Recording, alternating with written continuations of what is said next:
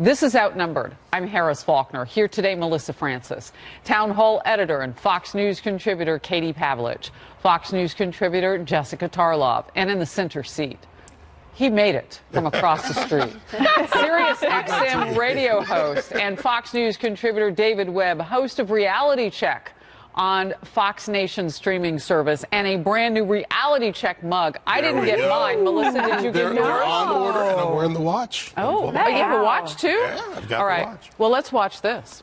President Trump is doubling down on his push for a border wall during a campaign-style rally in El Paso, Texas last night, just a mile from the border with Mexico. He's not yet said if he will sign the deal lawmakers have reached, but suggested that he will do whatever is necessary to build the wall. It's called We're Setting the Stage. We're setting the table. We're doing whatever we have to do. The wall's being built. It'll continue. It's going at a rapid pace. I want people to come in to our country, but they have to come in legally, and they have to come in through merit, so they can help us build our country. Make America great again. Pretty soon, we're going to be singing, Keep America Great. Keep America Great.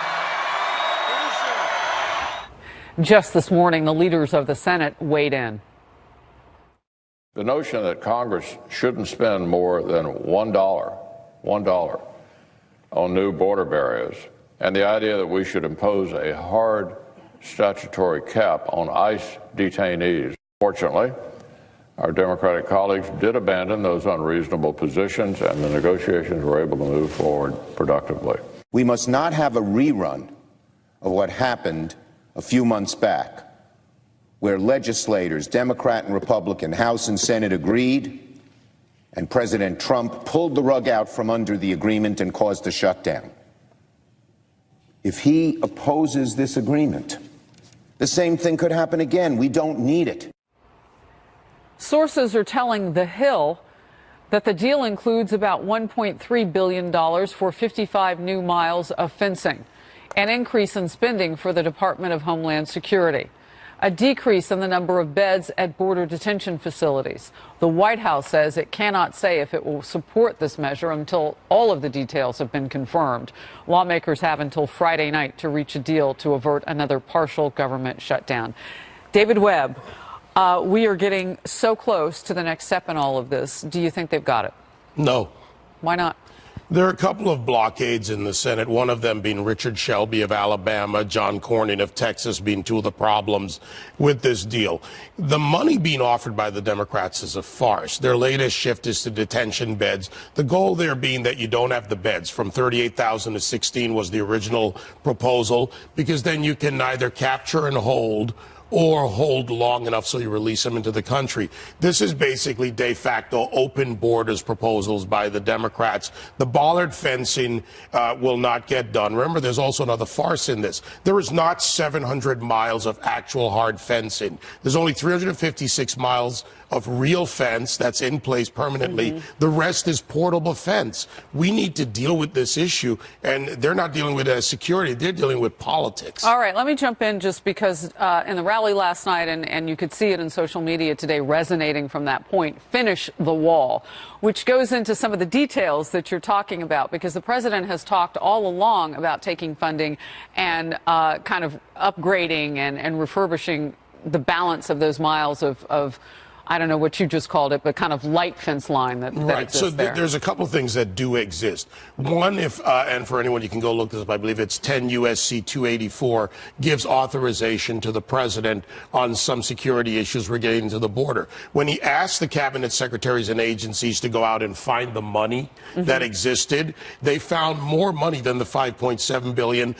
Most of it can be used. Some of it you would have to work around some legal issues. So the money's there, but that's not enough. This has got to be dealt with as an all or nothing, because the president has to get this done, because it's about security, and the politicians that are in the way, mostly Democrat, include a few Republicans, they don't really care about security. They're playing games with it. Yeah. You mentioned Senator Richard Shelby of Alabama on the former Democrat who became a convenient Republican. Appropriations Committee is what I understand. You know, it is somewhat about the money, though, because we are far afield from the original $25 billion. Exactly. You know, they wanted $26 billion to complete the fence or to build a border barrier, which experts on the ground have been asking for years. The 2006 Fence Act approved that Democrats and Republicans voted for 700 miles of fencing that has not been completed. So now they're back. Now they're backing it back. But they approved 700 miles without funding it. And so the point now is, you already approved the mileage. You should be approving the funding to make sure that it gets done. But in terms of this deal, it's pretty garbage. I mean, $1 billion for 55 miles of bollard fencing that still allows people to get through it. What's the point of that? It's mostly a vehicle fence line. And mostly. The issue of the beds, I mean, Democrats rightly were concerned about the overcrowding of these ICE detention facilities on the border last year. The administration came back and said, okay, we'll give $5 billion for 52,000 new beds so we can have a more humane system, because we have to detain these people because they're coming into the country unorderly and illegally. And now they want to put a cap on it so that anybody can just come into the country and be released into the interior. I mean, that's insane. I had a pretty terse back and forth yesterday with the Democrat congressman from California, and normally we're all smiles with each other, Garamendi. But at one point, he was arguing that the number of beds would not be cut for people who have not committed further crimes other than coming. At least we got on the same page that you've committed a crime coming into the country. We got on the same page about that.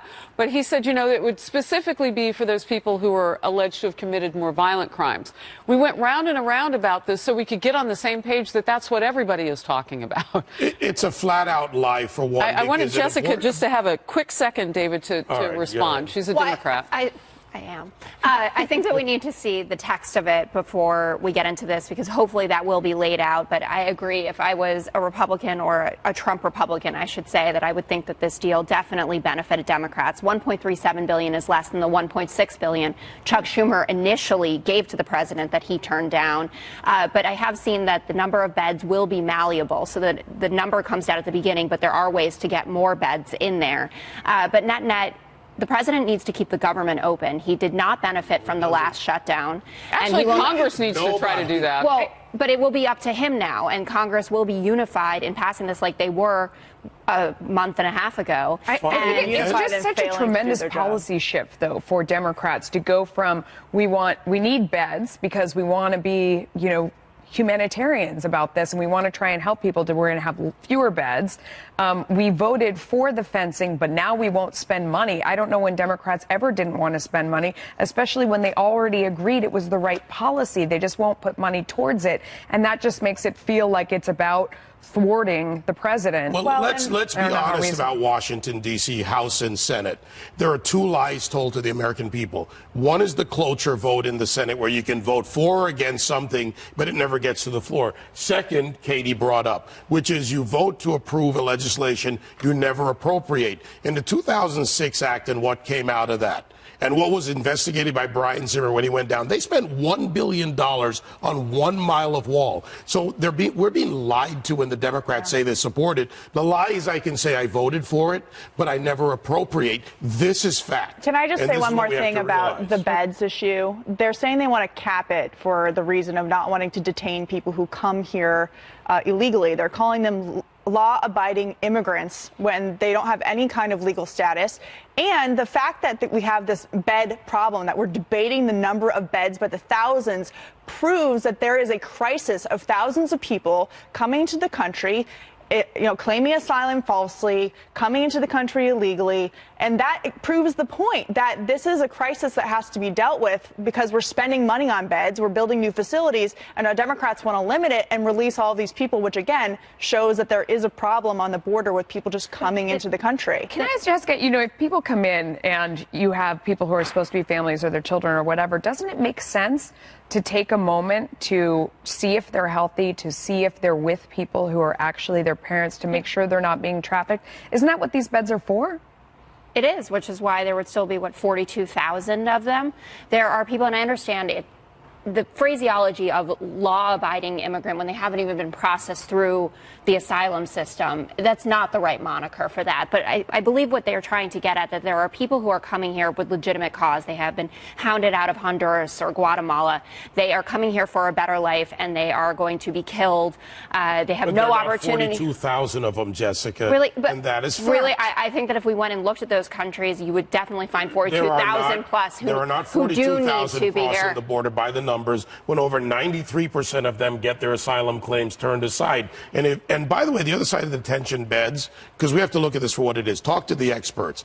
When we capture people, we go out and we find an illegal alien, a criminal illegal. That detention space, which is the way the president classified it, and that's important, that space is where they keep that person. So it's not just about the, quote, asylum seekers coming across the border. That's a very important point. And in fact, what I said to Congressman Garamendi yesterday, that space is critical because that's where we hold them prior to deportation. So if you take away that custody, those moments in that detention, and you take away that facility's ability to house people, are you then wiping away what ICE does? Right. It goes out, it captures people. Where the heck are they going to put them?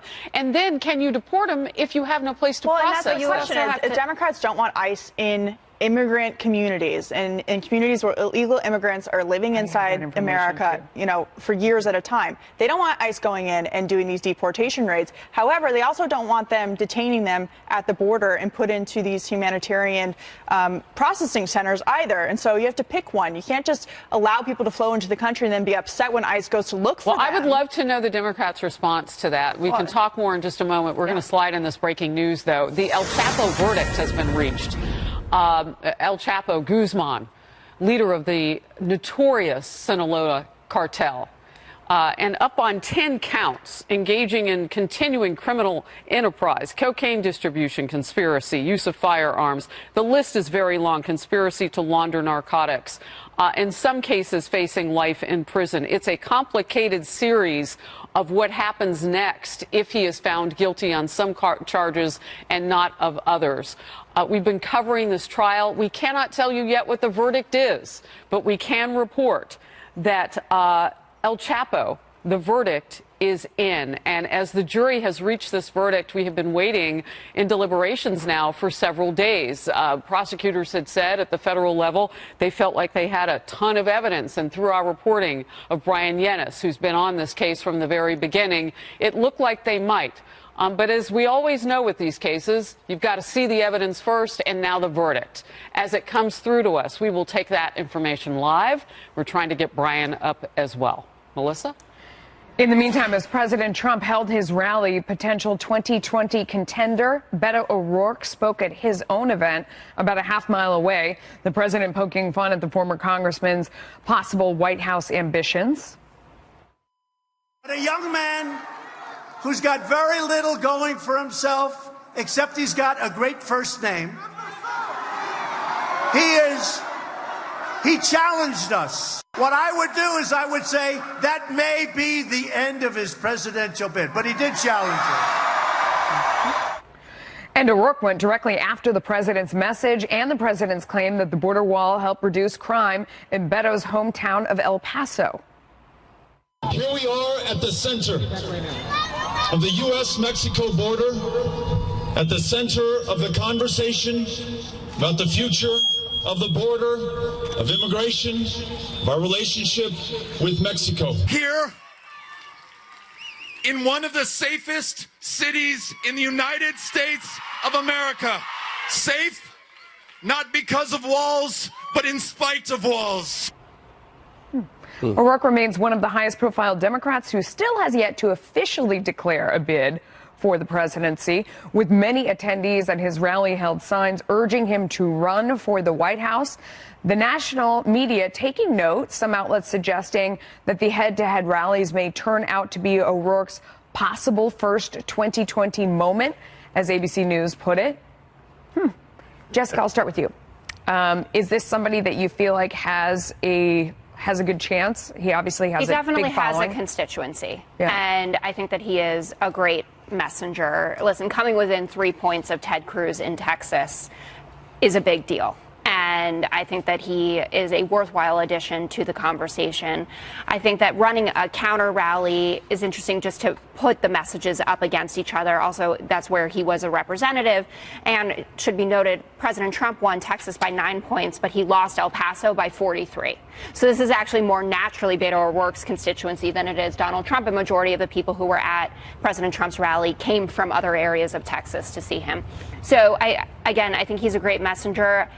I'm not sure once we see everyone who's getting in if he is going to come out on top there, but we welcome all voices, and I was incredibly impressed with his campaign for Senate. And we're showing you the White House live there because we are expecting that we're going to have some sound from the president. No doubt he's going to be talking about this issue, and the second that we get it, we're going to bring it to you. David, go ahead. What were you saying? $70 million to lose, mostly from outside money. Beto O'Rourke actually likes to put it all together. So let's look at some facts. 2001, there's a spike in crime in El Paso. I was down in Texas at the time, so I'd been tracking this since the 90s on the border, and since the mid-90s. You get to 2008 when they actually put up physical barriers in El Paso. Crime had begun to go down because of increased enforcement. After 2008, it took a sharp drop because of the things they did. I know, and everybody looks at that series of stats and they can find the inflection points of their own and kind of make their case. No, I understand. Can I just get this word in? And I hear all of those numbers, but, on his Twitter feed and also in interviews, the mayor of El Paso has been taking extreme exception to the perception of his city as being a place that is lawless. And so I just want to get that out there. And that it ever was. Because it actually was, because I've actually been there. But he's the mayor. The point is that El Paso today is a safe place. That's what he says. Juarez, he didn't deny the right past. Across the border, across the fence, across the wall, no, it's had an average true. of 100 murders per month last year. In fact, Katie, it even has like a visceral, like when you stand on one side of a family in El Paso and you look into Juarez, what do you see at night? Nothing. Gunfire. Yeah, I mean, it's...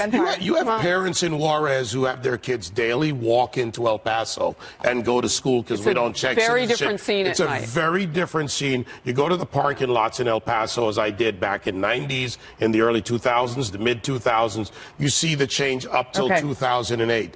And there's a the mayor huge says difference. that the change has been very big on his side of the line. Okay, so I just put that out there. Political turmoil continues for Virginia's top three Democrats, and now President Trump is speaking out about embattled Governor Ralph Northam. This as several of Lieutenant Governor Justin Fairfax staffers quit amid sexual assault allegations against their boss. Can they hold on to power? And what does it mean for the Democratic Party?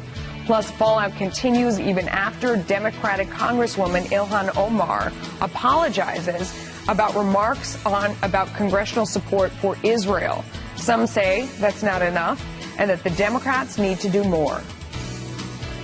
Now we have those same members, many of them tripping all over each other, running away from the House floor so they don't have to condemn anti-Semitism, and they are accepting an apology via Twitter. Deliberations have been going on for several days. Jurors have come back with a verdict. We don't know yet what it will be, but we are told to expect it in the next little while. This trial has been salacious, as you know. We have covered many moments with it with our Fox News team on the story here. And we've even seen some of the people who've come into town to testify in this trial. It has gone one way in terms of drugs, illegal drugs. It has gone another way in terms of how many times El Chapo has escaped, been recaptured, and the women in his life have provided some interesting details. Our Brian Yennis is in Brooklyn, New York. It has been dramatic, and now potentially an ending to it all. Brian? Hi, Harris. That's exactly right. It has been dramatic in this trial. You know, this jury of 4 men and 8 women had been at this for about 3 months. And so now, any moment now, we'll finally hear what their verdict is. This is a complicated trial.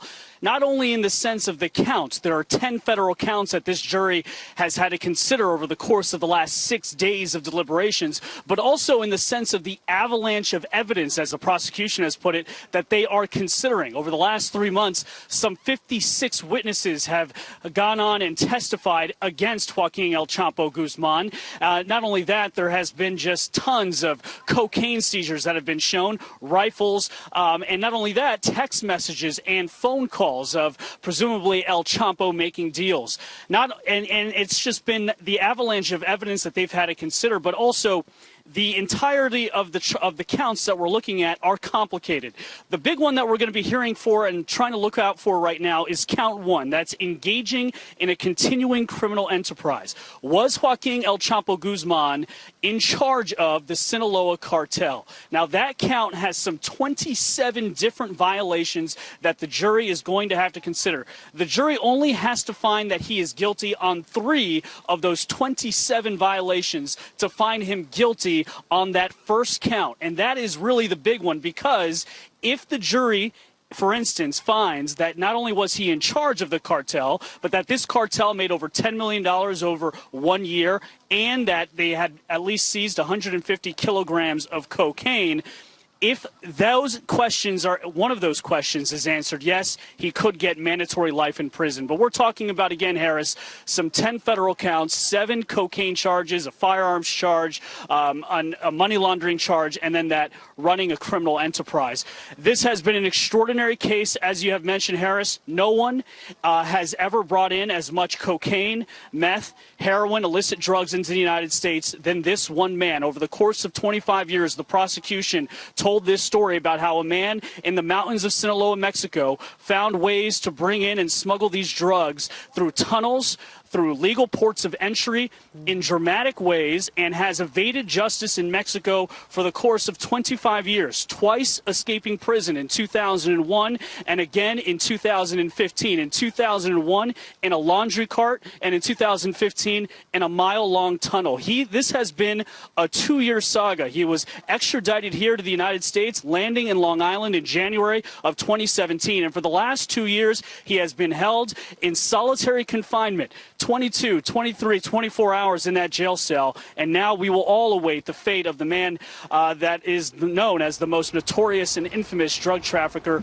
that we've known in Brian, modern history. let me ask Harris. you a question just to build on some of the things that you said. 200 hours of testimony, 14 government cooperators, 56 witnesses. I mean, the case that they put on is staggering. Is there a chance, we know this is the second week of deliberations, that they overcomplicated it? Was it too much for the jury?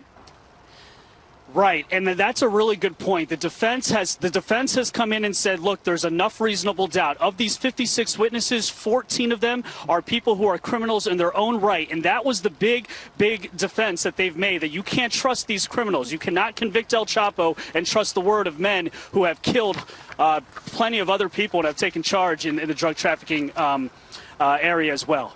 All right, Brian Yanis, of course, we will come back to you as the news warrants, and we await that verdict of the El Chapo trial here in New York. Thank you. Now we want to take you to the other news that is breaking right now. The President of the United States, on the heels of a huge rally just a mile from our border with Mexico in El Paso, Texas last night, is in the cabinet meeting room right now. This will be our first opportunity to hear from him.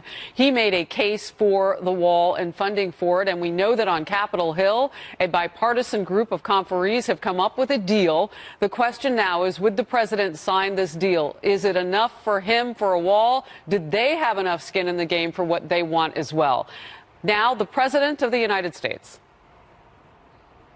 Sir, will you sign Congress's border deal? I have to study it. I'm not happy about it. It's not doing the trick, but I'm adding things to it. And when you add whatever I have to add, it's all going to happen where we're going to build a beautiful, big, strong wall that's not going to let criminals and traffickers and drug dealers and drugs into our country. It's very simple. It's very simple. We're building a wall. And now I'm saying we're finishing a wall. We just started a big section on the Rio Grande. You probably saw it. Some of you were there when they started. You went there. You didn't believe it. You went there. You see trucks all over the place. You said, hey, he's not kidding. I don't kid. I never cared about construction. I love construction. And I know how to do it for the right price.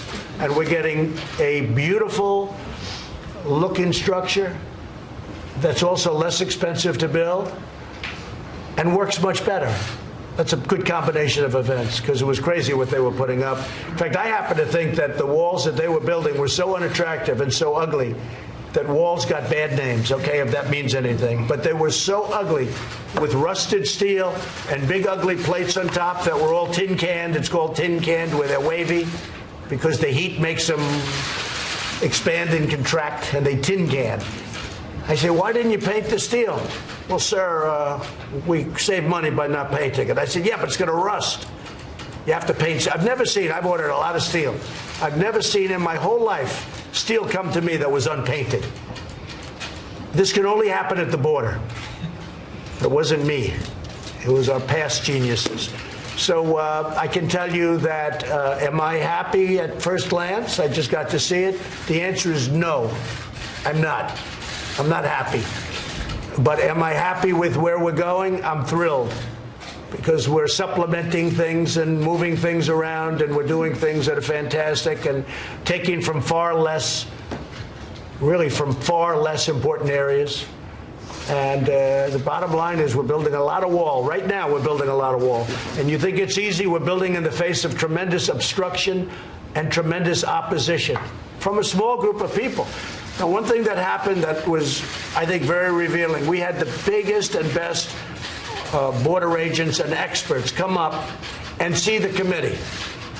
And they said, more than anything else, you need a barrier, you need a wall. And the recommendation was unacceptable to the committee. So that tells you more than anything else.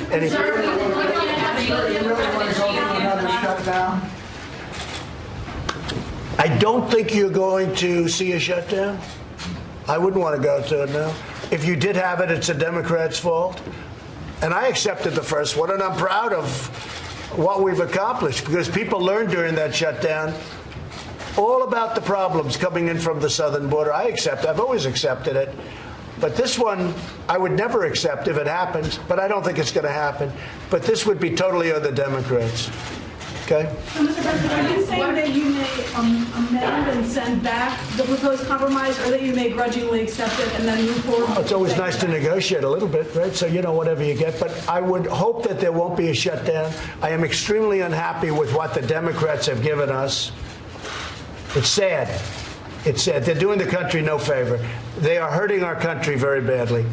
But we certainly don't want to see a shutdown. But you'll be hearing fairly soon. The bottom line is on the wall. We're building the wall, and we're using other methods other than this. And in addition to this, we have a lot of things going. We have a lot of money in this country, and we're using some of that money, a small percentage of that money, to build the wall, which we desperately need. Mr. President, so when do you meet with President Xi at the end of March? Not at this moment. We have our people over there now. I just got a report. Things are going well with China. China wants to make a deal very badly. I want it to be a real deal, not just a deal that makes, cosmetically looks good for a year. We have a chance to really make a deal, a real deal with China. We've never been in this position before. We've always been the lame duck, and we're not the lame duck anymore. We've gone up tremendously in value as a country, in economic value, tremendously. Larry, we've gone up, 11 trillion, 14 trillion, and China's gone down close to 20 trillion since we started this whole Worst performing stock market in the world.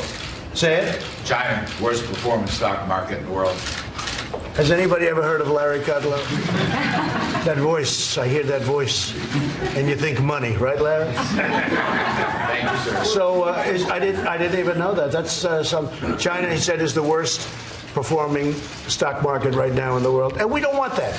We want China to do what, and that's because of us. And have to be one of the best performing stock markets, but we are the best performing country. And we have a lot of potential for further growth.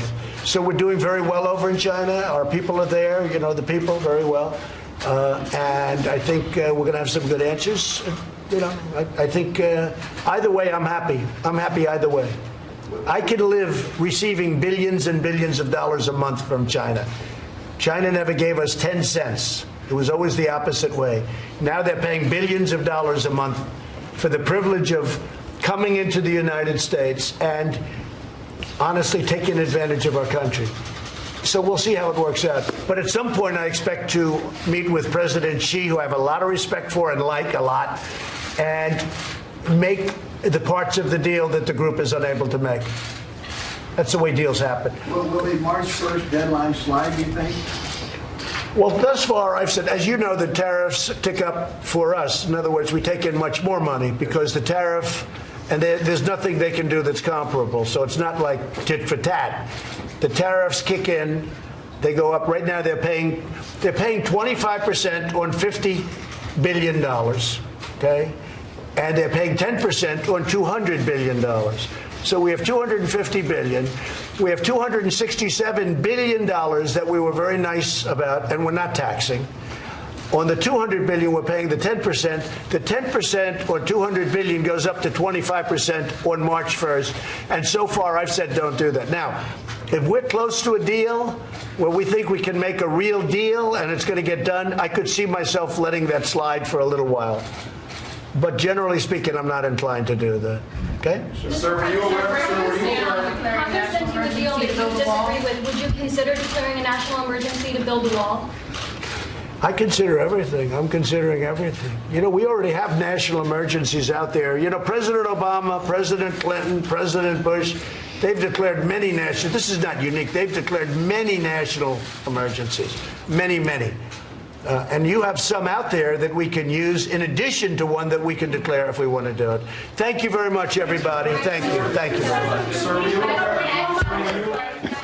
Okay, that was the president in the cabinet room moments ago. Among the highlights, he said that he has seen the deal that Congress is putting together. And am I happy with it? No. But I am happy where it is going. Yes. I don't think there will be a shutdown. He said that he does not want to see a shutdown. Also commenting on China and the talks going on there with Xi, saying that China wants to make a deal and that they have the worst performing stock market in the world right now. But now we want to turn you to the verdict that has been reached in the trial of El Chapo Guzman. We're going to go to Brian Yanis in Brooklyn right now, and we understand that he is guilty on at least one count. Brian, fill us in. That's right. Joaquin El Chapo Guzman was just found guilty on count one, engaging in a continuing criminal enterprise. This jury of 12 Americans has now sentenced the world's most notorious drug trafficker to life in prison. It is a mandatory life in prison. This jury found not only was he the leader of the Sinaloa cartel over 25 years and in charge of prolific drug trafficking that in which 200 tons of cocaine were seized, but also that he engaged in murder conspiracy. That was one of the violations in this count one. There were 27 violations. This jury found him guilty on 26 of those violations, including murder conspiracy.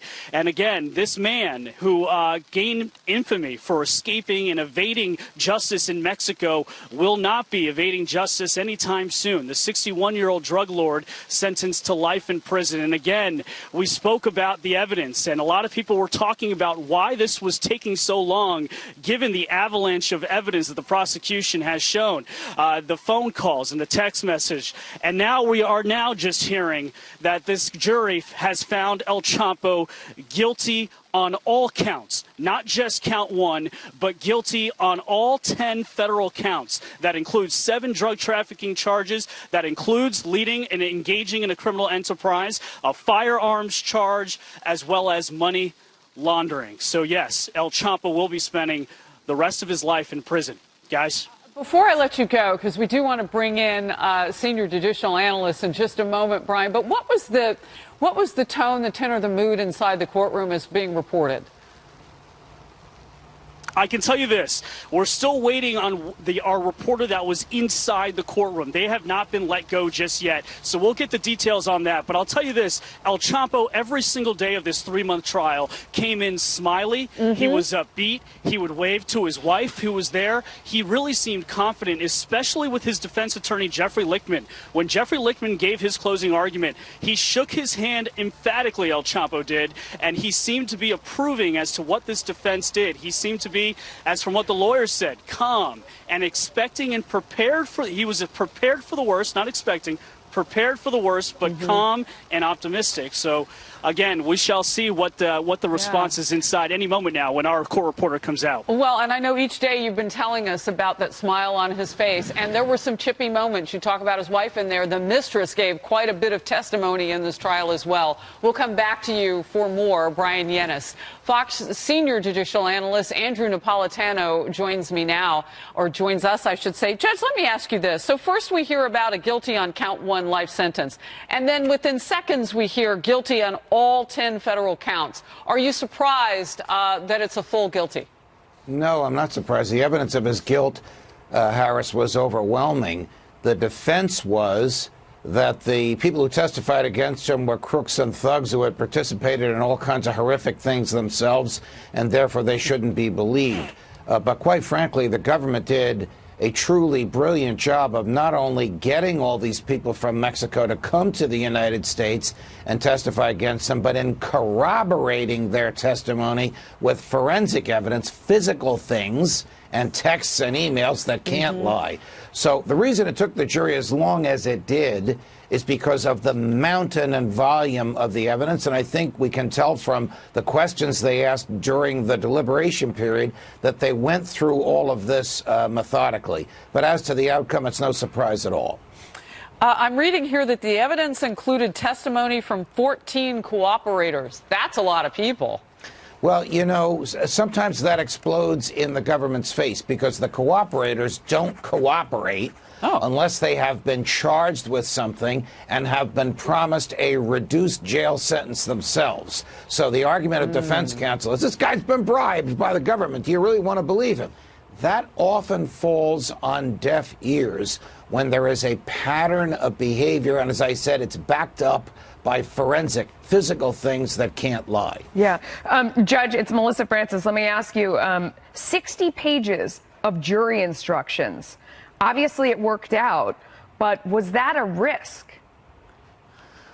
Well, there's a lot of technical issues in this case. I mean, murder is a crime, but it's not a federal crime. Nevertheless, murder is a predicate, one of the ways you prove a human being ran a continuing criminal enterprise. So the court had to be very careful in the way it instructed the jury. I looked at those jury instructions. I thought they were crafted wonderfully.